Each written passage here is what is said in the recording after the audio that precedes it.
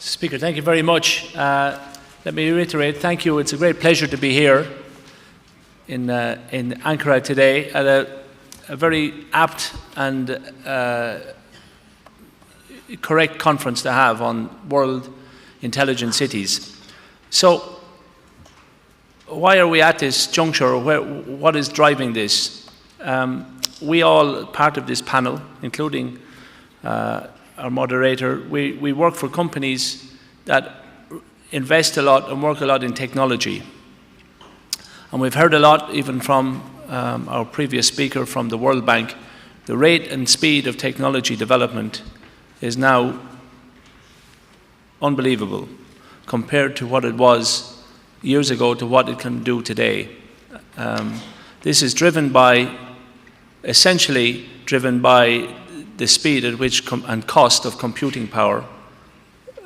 If anybody has heard of Moore's Law, the old adage of how the speed of, or the capacity of computing versus the cost has become exponential. And that has enabled huge developments in what computers can do. And this is now developed into the whole area of artificial intelligence, machine learning. We've heard it from Daphne Hannum just previously about what IBM are doing, but all companies, technology companies, are now investing in this. And this enables some great changes for society, some really big beneficial changes for society. And one of the benefits of that can be in smart cities and urbanization and enabling. We've heard about the vast or the speed of urbanization in the world. Technology can be a great enabler, a great help to society in addressing some of the critical issues.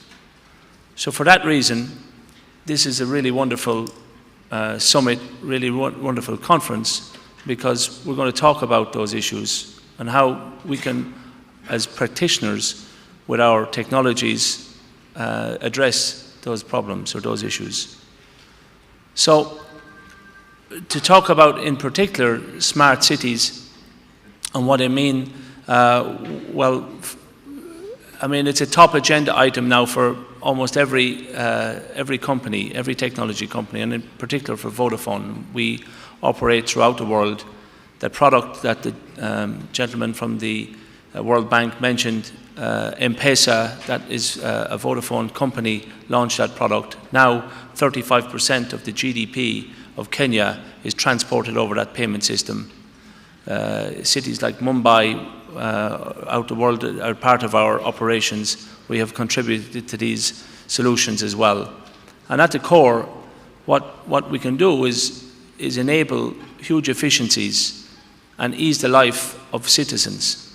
So in Turkey, one example of that, we launched a crowdfunding website called Şehirlere, and asked in 81 cities around Turkey, tell us what you would want to do with your cities. And we've had over 500,000 views, and we've made actions, almost 1,500 actions out of that in 79 cities. And people have come back and said, please help us with transportation, please help us with energy and environment issues, please help us develop ways of making transportation easier in how we do our business. So these ideas then, we've started to work with the cities in Turkey. And I really have to commend the attitude of the municipalities and the mayors all over Turkey, because they've really taken this agenda and want to make their cities smart cities. What's really important to enable that is a roadmap. Daphne Hannum mentioned that we have a clear path, because the technology is now all there. I mentioned about Moore's Law, the developments in computing power. The technology is there. What we need to do is listen to what our citizens are telling us, work with our mayors and our municipalities, and go one by one and in a connected way develop all these ideas. So, for example, we launched with the Bursa municipality an app called the Love app.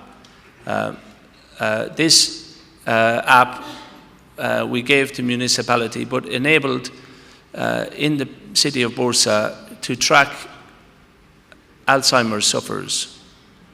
So if you think what that can do to the lives of the people who benefit from that service, and it's a very simple, the technology behind it is, okay, it takes some investment to develop that and make it large, but if you think about the lives of the people who benefit from that, it's transformational. And that enables them to, for any sufferers, to stay in contact or know where they are 24/7. And that's a very small example. There are many, many more we can do. Smart lighting, smart waste management. And these really have multiple benefits. Smart waste management, it means that an alarm goes off or a trigger goes off to the waste management company. Please come and empty the rubbish bin when it gets to a certain level or it's full. So you don't go every day when it's empty. You go when it's full. So what does that do? It makes it more efficient. You then address problems when they arise. You only empty the garbage trucks or the garbage bins when they're full, and it allows you to be more efficient with the resources you have. So these are small examples, but when you put them back to back, smart buses, so you go to the bus stop when you know the bus is coming. Again, more efficiency, use of your time, easing the lives of our citizens exponentially. And these types of ideas will only grow and only become more and more prevalent in our society, particularly as cities grow, become more complex, require more infrastructure. So that's why this summit is a very great summit to have today. That's why it's very good to be involved in this. We work very hard with our municipalities around Turkey.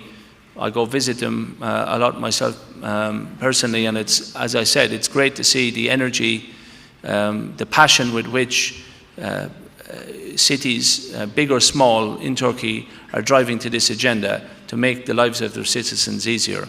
And we have a big role to play in that, and we want to play in that role, and we will play that role. And if we can do that, Turkey, we are convinced, will be a benchmark country around the world, because it will be widespread. It'll be in every city. And once we can do that, then we will be showcasing around the Vodafone world, at least, how great and how smart the cities are in Turkey.